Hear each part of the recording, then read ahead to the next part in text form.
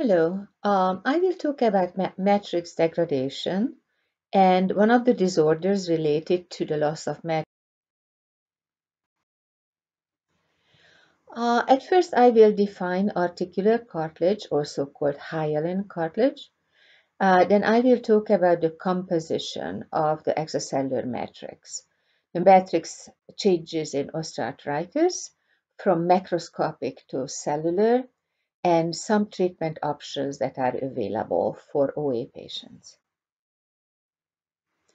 I found two videos that are short and probably will give you a good oversight of arthritis, especially this osmosis video.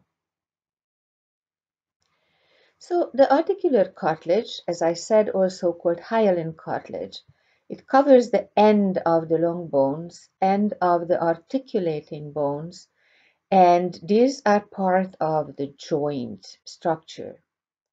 The joint is encapsulated by the synovial membrane or synovial tissue, and in the cavity is filled with synovial fluid. I am sure that your anatomy lecture and histology lecture will look into the macroscopic and microscopic assembly of the joint in more details. The cartilage actually performs two very important roles.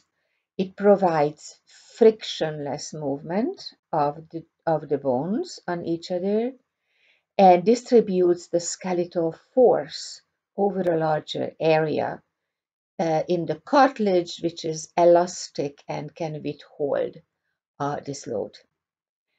Very important to remember ahead of time before we go to the structure and function of the cartilage that the cartilage is avascular, aneural, alymphatic, and posticellular, which means that not too many cells reside in the vast matrix of cartilage. So the cells of the cartilage are called chondrocytes.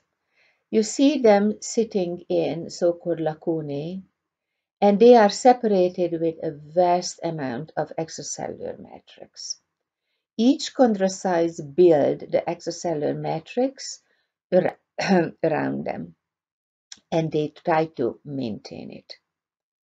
The cartilage actually contains 70% of its weight as water. The chondrocytes give only 5%, and the extracellular matrix gives 25% of the wet weight. However, when we look at the dry weight of the cartilage, 95% of the dry weight is composed of the extracellular matrix components. What is the composition of this extracellular matrix? Cartilage, which is a very specifically assembled tissue, is rich in proteins and rich in polysaccharides. The majority of the protein which resides in the cartilage matrix is of collagen type 1. It is about 80% of the tissue dry weight, and it supplies the cartilage with tensile strength. Collagen type 2, as you remember, every fibril forming collagen is composed of 3 alpha chains, and in case of type 2 collagen, we have 3 identical alpha chains that form the triple helix. There are specific proteoglycans, and the specific proteoglycan which is abundant in the cartilage is called aggrecan. You may recall that the proteoglycans have a protein core and glycosaminoglycan chains that are negatively charged decorate that core protein, binding the polysaccharide to the protein with covalent bonds. It is about 20% of the dry weight, so it's a lot of aggrecan, lot of proteoglycans that build the cartilage. These proteoglycans are kept together with the so-called hyaluronic acid. You remember that also is a glycosaminoglycan with repeating disaccharides. However, the aggregans that bind to this long chain of polysaccharide, long chain of hyaluronic acid, this bond is non-covalent. So hyaluronic acid keeps aggrecan in the joint in this extracellular matrix, and collagen type 2 is also part of it. Now, of course, not all the protein in the cartilage matrix is only collagen type 2 or aggrecan, but there are many of other molecules that are there in smaller concentration in this matrix, including other collagens that could be type 9, 11, 6, 3, and 10. You don't need to remember these Roman numerals here. There are also smaller proteoglycans, and namely they call decorin, biglycan, and fibromodulin, and they are important to build the pericellular matrix, and also are important in the extracellular matrix to serve as reservoirs for cytokines or growth factors, including TGF-beta. This part is for your information only.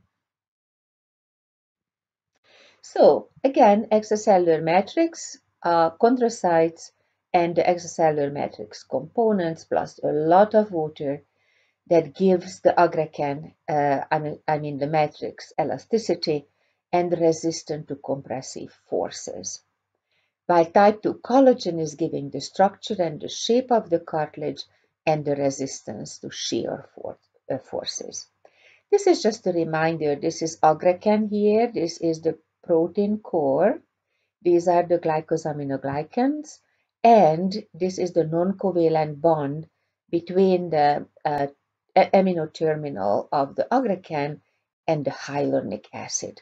So this is a rotary shadowing picture of the aggrecan, which is the long chain of hyaluronic acid and lots of aggrecan molecules binding to it. So what is osteoarthritis? Osteoarthritis is the disease of the joint. It affects more than 200 million people worldwide, which is about 3 to 4% of the population. Many components of the joint are affected, so it is not just the cartilage, which was believed that wearing off from the end of the bones, but also the bone itself, the synovium, and other participant tissues in the joint will be affected by arthritis. Hallmarks are pain, stiffness, joint swelling, decreased range of motion, and especially the pain because of patients go to the physicians. Osteoarthritis most frequently affects the joints of the fingers, the knee, the hip, the lower back, the neck, spine segments, and the big toe. OA is believed to start with cartilage injury. It was believed to be a wear and tear disease, but it turned out that there are a lot of molecular mechanisms behind arthritis, which also gives a reason to the involvement, not only the cartilage, but the bone, the synovium, synovial fluid, and other tissues. There are a lot of factors that contribute to osteoarthritis. So, of course, mechanical injury trauma is one, but there are factors that we potentially can inherit. So there are some genetic factors discovered. It is known that females are more affected by osteoarthritis than males. Obesity is a contributing factor, and age is a contributing factor, as well as overuse. So those who work in areas that there is much load and much movement of the joints are more frequently get osteoarthritis than others. Now let's see what changes do we see in osteoarthritis and in the joint. So let's see at first gross anatomy. So this is the picture of the normal articular cartilage. Actually, this is the femoral head, which articulates with the tibial plateau in the knee joint. So in healthy joints, the cartilage is white and shiny and very smooth. When we go down in osteoarthritis, cartilage is degenerating. So this you see a local damage to the cartilage, which then spread into larger areas until we see mainly bone, working on bone in the joint. Now you also see other things that I will show you again. Bony changes also happen. You see osteophytes, bone outgrowth here and there. Actually, you see osteophytes, bone growth covered with new cartilage in the whole articular surface. So when osteoarthritis happens, it's not just the cartilage which is wearing out, and this figure shows you the fibrillated cartilage. And when the cartilage is wearing off, what you see in X-ray is the so-called joint space narrowing. Cartilage is disappearing, bone to bone gets closer, and as I said, many times bone is articulating on bone surface because the cartilage is completely lost.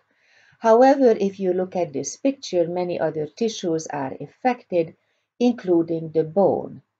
So the subchondral bone at the beginning of the arthritis is showing thickening. You actually see that in the X-ray picture that it is a thicker bone. It is believed to be actually a defense mechanism from the bone to thicken at the area where the cartilage is wearing off. Later on, as I mentioned, osteophytes are growing on the periphery of the articulating surfaces, but later on also in the articulating surface as well. And later on, when we go further in arthritis, the subchondral bone is going through additional changes, and bone cyst formation is also a hallmark of arthritis. So osteophytes were believed actually to grow at the periphery of the articular surface to fix the joint, to let the joint not move so much, which probably would create further damage to the bone itself. Osteophytes, however, can cause pain and definitely play a role in restricting mobility of the joint. The cartilage is avascular. Vasculature is present in the bone, of course, and in the synovium. So inflammation is not happening in the cartilage itself, but the synovial tissue can be inflamed, and the chondrocytes themselves, the osteoarthritic chondrocytes and the synovial cells, and the cells that are coming in from the circulation to fight the osteoarthritis, are the one that can cause inflammation. So it is believed that osteoarthritis is not an inflammatory disease, but it comes with episodic inflammatory response during the disorder. So synovial fluid is collecting the breakdown products from cartilage and potentially from the bone. So the synovial fluid will be thicker because there will be a lot of debris there. Synovial tissue, which is surrounding the joint capsule, actually will secrete more synovial fluid. So the increase of the synovial fluid volume is also observed in this disorder. The synovium itself is going through changes in osteoarthritis.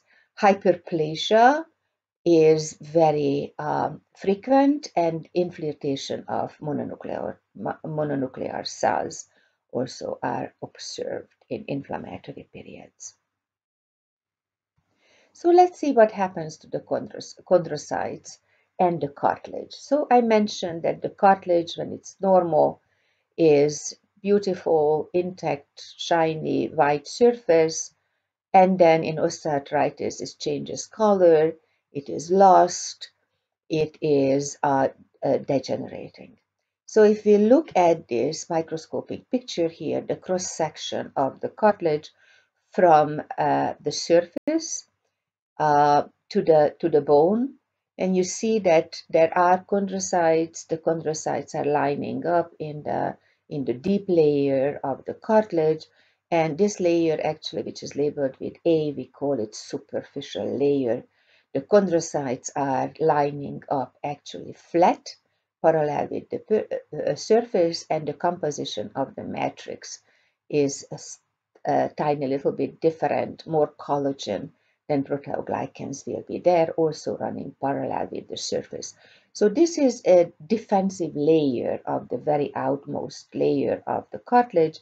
When it starts to wear off, then fibrillation of the surface happens. Sometimes this fibrillation goes down to the bone, big clefts are forming, and then the complete loss of the cartilage actually happens. So what we see is loss, what we see is the chondrocytes are being lost from the cartilage. However, the chondrocytes respond to the loss of cartilage and they try to replace the matrix. They also will proliferate, and proliferation is again a hallmark of osteoarthritis. This is a defense mechanism. Unfortunately, the chondrocytes, even if they proliferate, and we will have more chondrocytes potentially in the remnant cartilage, they cannot keep up with the loss of cartilage anymore. Now, when the chondrocytes are damaged, they go through necrotic or apoptotic cell death, and it further reduces the number of the chondrocytes in the cartilage, so less defense and less capability to potentially rebuild the cartilage. So it is believed that when cartilage degeneration starts, when the superficial layer of the cartilage is gone, there is actually nothing until now that can stop further degeneration and loss of cartilage from the surface. So what is happening at the biochemical molecular level? So as I said, cartilage loss generates a response from the chondrocytes. Chondrocytes try to release cytokines to clear up the damaged matrix, and also growth factors are hitting the chondrocytes to build back the cartilage. Also, in the inflammatory response, when inflammatory cells, monocytes, are coming from the circulation to the synovial cavity, these infiltrating cells also release enzymes and reactive oxygen species.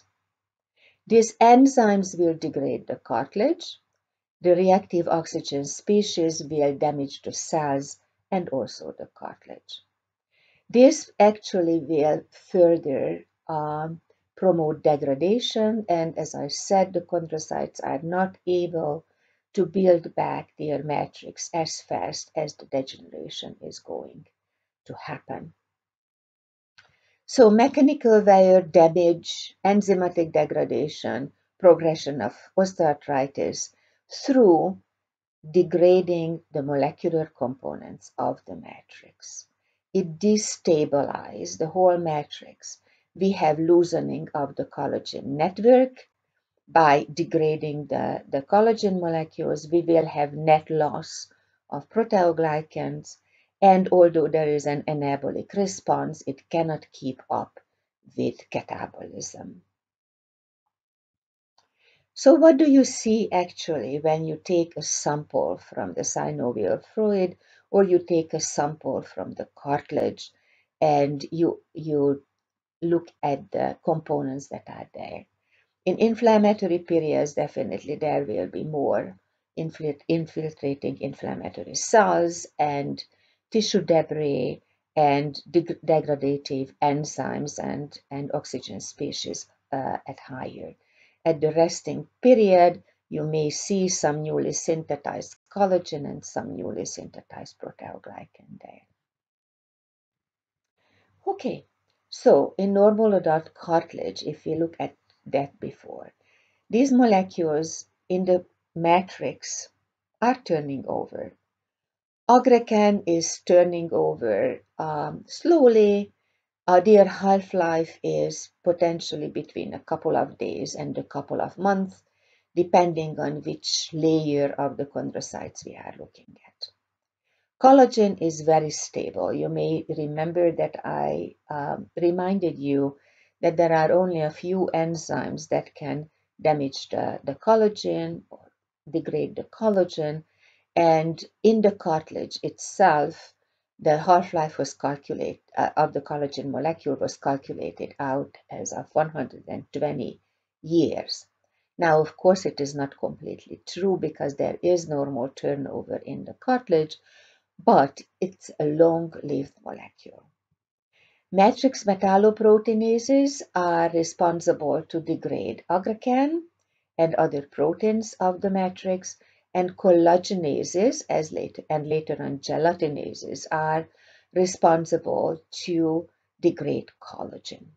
So the main enzymes that I would like you to remember, MMP1, matrix metalloproteinase 1, 8, and 13 that are able to degrade collagen, and MMP3 and 13 are able to degrade proteoglycans. There are additional enzymes there, but these are the main enzymes that are released by the chondrocytes. Some of them are released by other cells, and they want to relieve the damaged matrix, and then the chondrocyte is supposed to replace the matrix with intact molecules. Very importantly, when we are healthy, there are inhibitors of metalloproteinases that try to keep the MMPs in balance. But it is observed in osteoarthritis that MMP levels, enzyme levels, are going up and inhibitor levels are going down. So there will be more catabolic effect and damaging the cartilage and damaging later on the bone and also affecting the synovial tissue. This is a picture to show you that if this is hyaluronic acid and this is aggrecan, you remember this is the core protein, and the glycosaminoglycans. These are not the glycosaminoglycan degrading enzymes that start to chop off the GAP chains. Those enzymes are lysosomal. They are only released when cells die of non-apoptotic death, like necrosis. But these are proteinases that will start to degrade the core protein.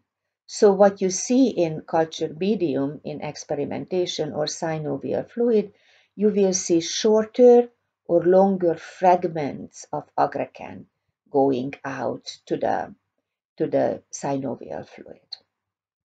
Now, what is typical of arthritis then that if you are losing aggrecan, which you can stain with safranin O is staining the negatively charged molecules. You remember the GAGs are carrying a lot of negative charges.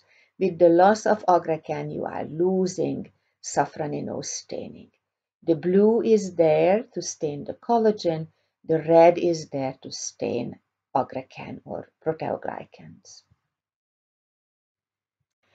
Reactive oxygen species are also produced by the chondrocytes themselves, the osteoarthritic stimulated chondrocytes, and the synovial cells, and also the infiltrating inflammatory cells. This reactive oxygen species can cause damage to the whole matrix, can cause damage to the cells.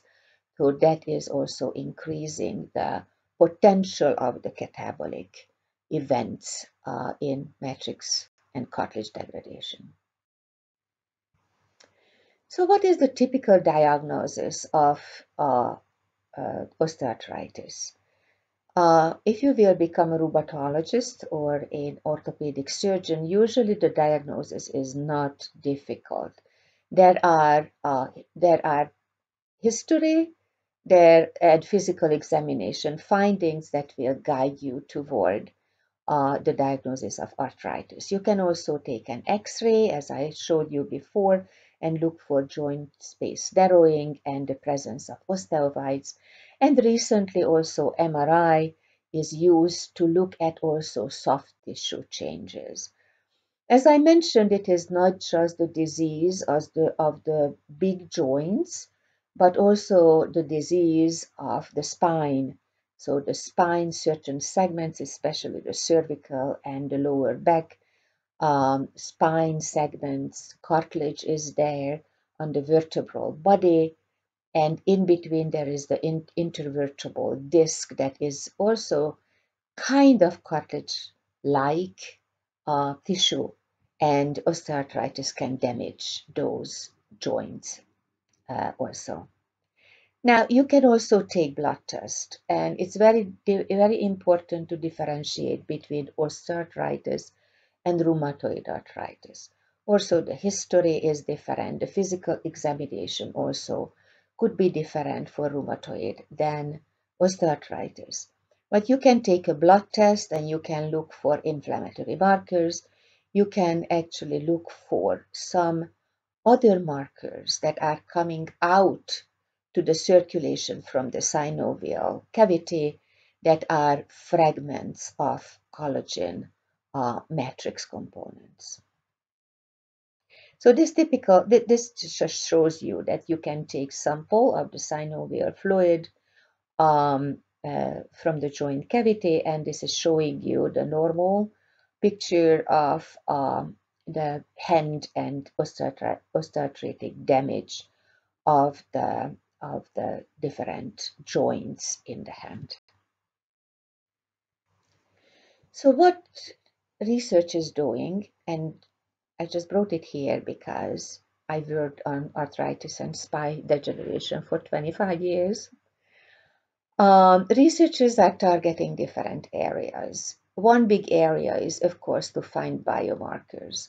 You want to catch matrix degeneration early, so potentially intervention can be done, and the later very painful periods of arthritis potentially could be slowed. There are a lot of genetic studies out because it was observed that certain populations are more prone to get osteoarthritis than the others. There were collagen mutations that were discovered that were related to the frequency of arthritis, and this mutation was running in families where the frequency of arthritis was much higher than its general population. It was also found that the daughters of women who had knee arthritis or hand arthritis are also more prone to develop arthritis. However, this is a multifactorial problem, so it is very difficult to pinpoint to only one gene that would be responsible for potentially building a weaker matrix or potentially having some molecular changes or the response of the chondrocytes due to a genetic change. Researchers are also working on what can we do when the osteoarthritis already is going on, whether we can stop it, whether we can repair the joint. So I will introduce you to a couple of experimental procedures that were done in animals, and actually they were tried on certain patient population too.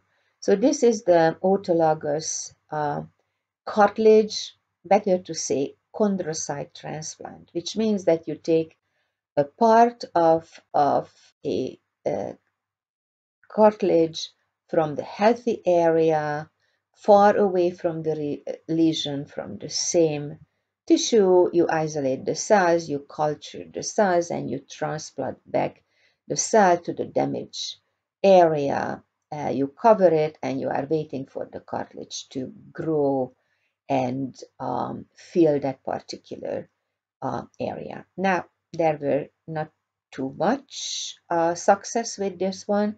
First of all, when you have a lesion in an osteoarthritic joint, that is possible that chondrocytes that are isolated from even a further removed area of the same joint, are already affected by osteoarthritic changes. Second of all, unfortunately, the cartilage, which is building from these transplanted chondrocytes, are not carrying the same typical strength as the nascent cartilage is. It is believed that it is more of a fetal type cartilage, which is of course much weaker than the adult cartilage. So not too much success here. There is also donor cartilage transplantation, which means that cartilage is taken out from a donor and it is placed into a damaged area. Not too much success there either. There are bioengineered cartilage, which we can build outside of the tissue from chondrocytes, and retransplanting this bioengineered cartilage, not too much success there either.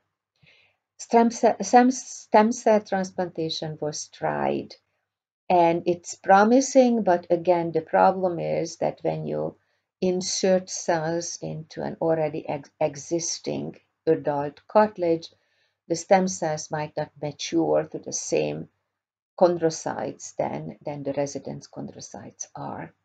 And gene therapy, which scientists started to work, genetically engineered cells missing that particular gene or replace the gene which was responsible for matrix degradation. It is also in experimental status.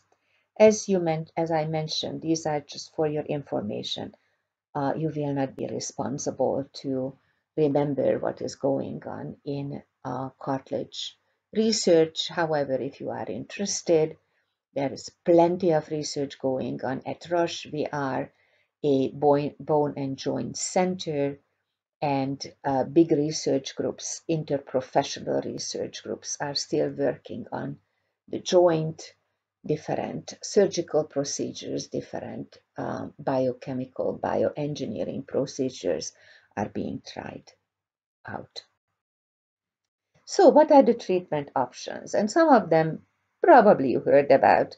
Lifestyle modification, of course, low impact exercise to strengthen the muscle, to avoid further load to the cartilage, the further damage of the cartilage. If you start early on, that might be helpful to slowing down the damage which is already done to the cartilage. Losing weight is always a good idea. And because osteoarthritis is running in higher frequency in obese people because of the load on the joints, it is potentially helpful. Now, whether they are enough to prevent arthritis, probably not. Maintain some at the level for a longer time, probably it is true. Now, because it is a painful disease, of course, analgesics are used, NSAIDs are used, acetaminophen and other NSAIDs, but it comes with the problem that can be caused. You remember COX-1 is inhibited. Do you remember the HDHR block we talked about, the prostaglandin thromboxane pathway, cyclooxygenase 1 and 2, and you inhibit cyclooxygenase 1, which is inhibited by NSAIDs, then you are also inhibiting the good effect of those prostaglandins that are produced in the COX pathway. So gastric problems, heartburn, nausea, ulcer formation is a side effect of overuse of NSAIDs. Now, you also may remember that I mentioned that there are different isoforms of cyclooxygenase, and cyclooxygenase 2 or COX-2 is the cyclooxygenase which is upregulated or more is produced in inflammatory period. So inhibiting specifically COX-2 is actually successful a decrease of pain, and it does not come with the side effects of which NSAIDs will have. Now, how can we prevent further joint damage? Unfortunately, there are no such drugs. Pharmacology will talk to you about other drugs that can be used, but unfortunately, preventing joint damage or even stopping joint damage is much more complicated than we think. Now, you probably heard about that potential use of nutritional supplements, not really effective. Glucosamine and chondroitin sulfate, some people believe in it and they believe that it is helpful, but unfortunately in clinical trials it was shown that they have placebo effects and not better than using anything else. Too bad, would have been nice. You probably also heard about injecting hyaluronic acid to the joint cavity to promote lubrication. Again, some people believe in it, and potentially there is a relief of pain and potentially a little bit of better joint movement. But again, it was shown that it is not reducing the level of cartilage damage. It is not actually alleviating completely inflammation and joint debris formation either. So after a lot of unsuccessful things, I can tell you that total joint replacement is still the gold standard of treating advanced osteoarthritis. When the patients come in with a totally lost cartilage and malformed bones and lots of osteophytes and lots of pain, there is indication to total joint replacement. And of course, I am not an orthopedic surgeon, although I observed surgery and it was very hard for me to be there. But there are a couple of pictures that you can follow to show, how incision is made and how the surface, the damaged surface of the bones, the femur and the tibia in this case, because it is knee cartilage, knee joint is removed and replaced by metal and plastic, which is actually hammered in and screwed in to replace the original joint surfaces. Actually, this total replacement surgery is better and better now. Surgeons are most of the time are not making a huge incision, but they do it almost arthroscopic way. And the recovery period is much shortened, the outcomes are much better, and replacement surgery when they need to replace the worn instruments is actually getting more and more further out from the original surgery. This is an X-ray picture after the surgery, and you see that the metal is showing, which is screwed into the tibial plateau, and this is the femoral head, also metal covered by plastic. Now it comes with additional potential dangers, but I don't want to go into that discussion as of now. So, what did you learn today? We went through the structure and function of the articular cartilage, uh, which is composed of resident cells, which we call chondrocytes, which sit in a vast extracellular matrix. We talked about the two main protein components of the extracellular matrix, type 2 collagen, with a couple of minor collagens, and proteoglycans. The aggrecan molecules are bound to hyaluronic acid. They are around the type 2 collagen network, and this particular matrix is a perfect design for promoting the tensile strength and the compressive strength of the tissue. Thus, the cartilage can function as a shock absorber and gives a wonderful surface for the joint to move. Arthritis, please remember, it is the disease of the joint. So it is cartilage, bone, synovium, all changes in osteoarthritis. Macroscopically, it is loss of cartilage and bony changes. The cartilage loss is due to loss in matrix components and loss of cells and also phenotypic changes to the chondrocytes. The bone is becoming sclerotic and osteophytes are formed and bone cysts also can develop. Synovium typically go through hyperplasia. The synovial fluid is thickened, and this is where the inflammatory cells can enter the joint capsule, the joint cavity, for the removal of debris, but also promote the degeneration of the cartilage and the whole joints. So we talked about enzymes, matrix metalloproteinases that can degrade collagens and proteoglycans, thus matrix is lost.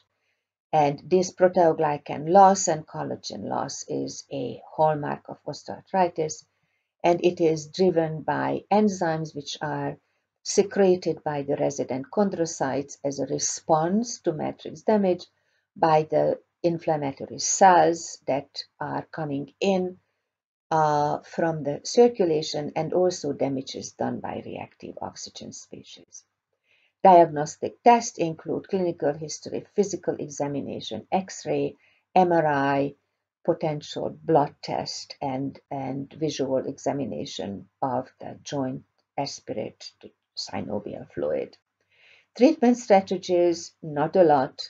Lifestyle modification, physical therapy, potentially using some dietary supplement, but I would say rather healthy diet, and hyaluronic acid injection, although it was shown to cause only placebo effect. Analgesics, pain relief, of course, number one. Nobody wants to live with pain.